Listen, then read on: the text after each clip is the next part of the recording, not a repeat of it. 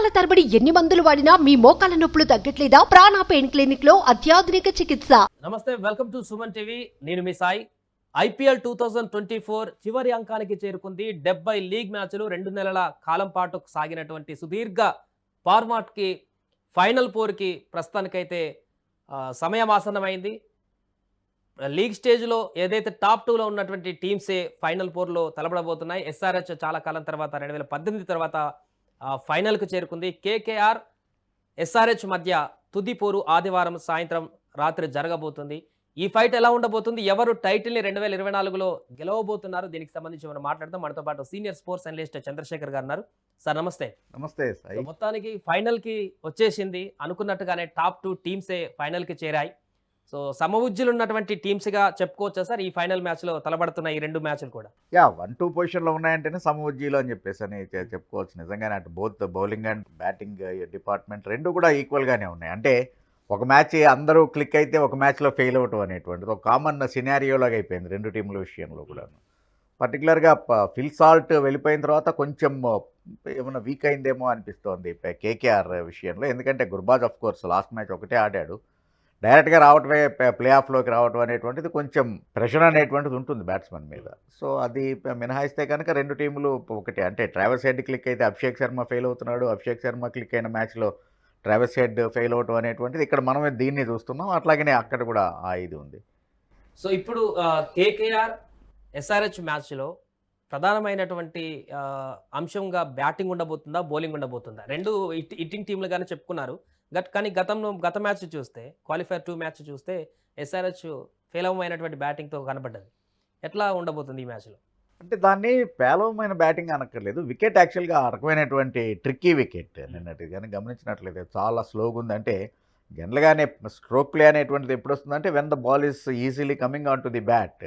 అలాగా కాకుండా బ్యాట్స్మెన్ తనకి తను ఎవ్రీ డెలివరీకి అడ్జస్ట్ చేసుకుంటూ ఆడటం అనేటువంటిది ఇట్స్ దాంతో యాక్చువల్గా మిస్ టైమింగ్ అవ్వటం, అడ్జస్ట్ తీసుకొని క్యాచ్ అవుట్ అవ్వడం అనేటువంటి జరుగుతూ ఉంటుంది. ఇప్పటికే 2 మ్యాచ్ల వరకు కూడా వర్షంతోనే పూర్తిగా రద్దయినట్టు కనిపించింది. ఇప్పుడు ఫైనల్ మ్యాచ్ ఇది. ఈ మ్యాచ్లో కూడా వర్షంతోనే ఒకవేళ మ్యాచ్ కనుక రద్దయితే పరిస్థితి ఏంటి అనేటువంటి ప్రశ్నలు అభిమానుల్లో కూడా కొనసాగుతున్నాయి.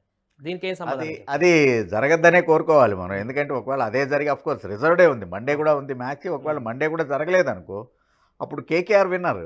సో అందుకని అది జరగద్దని కోరుకుందాం మనం.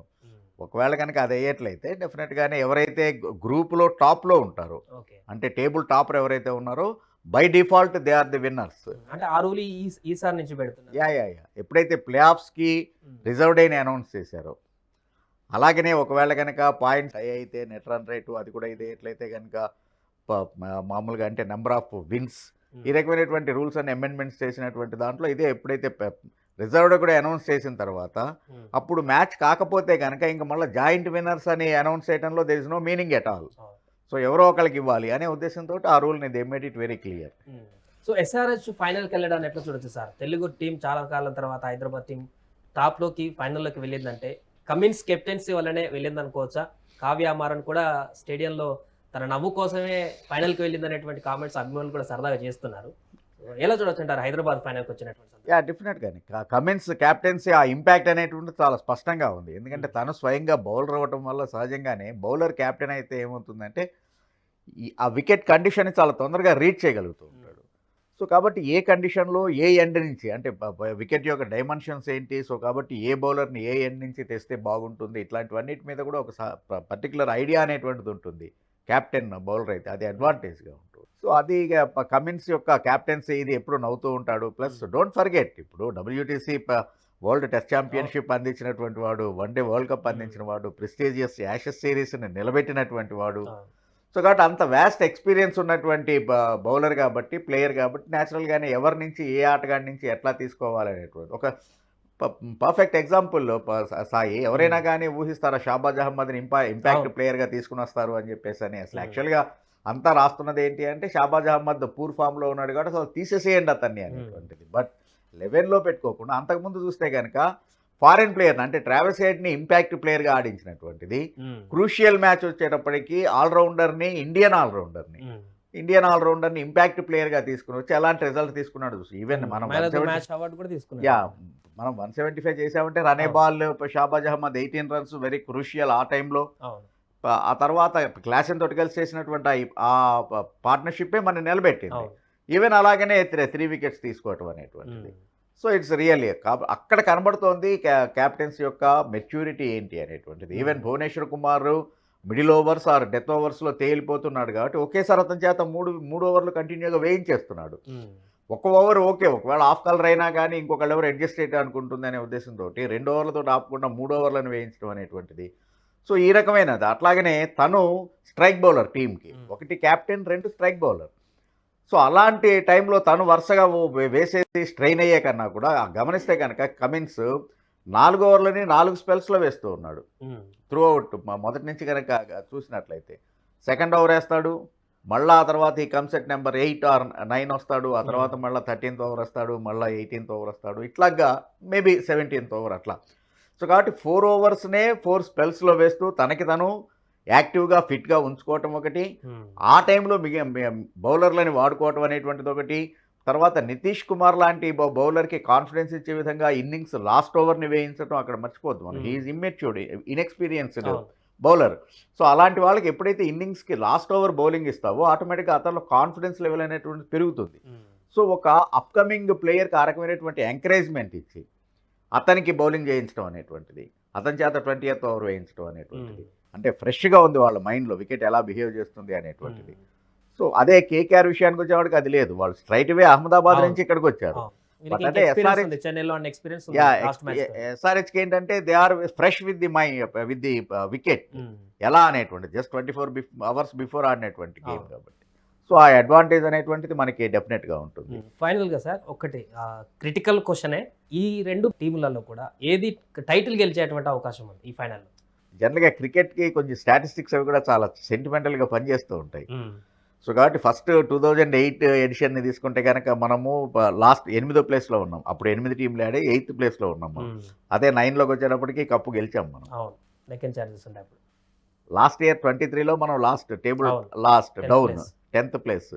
ఇప్పుడు మనం ఫైనల్స్కి వచ్చాం. సో కాబట్టి కప్పు గెలిచేటువంటి ఛాన్సెస్ మనకే ఎక్కువ ఉన్నాయి.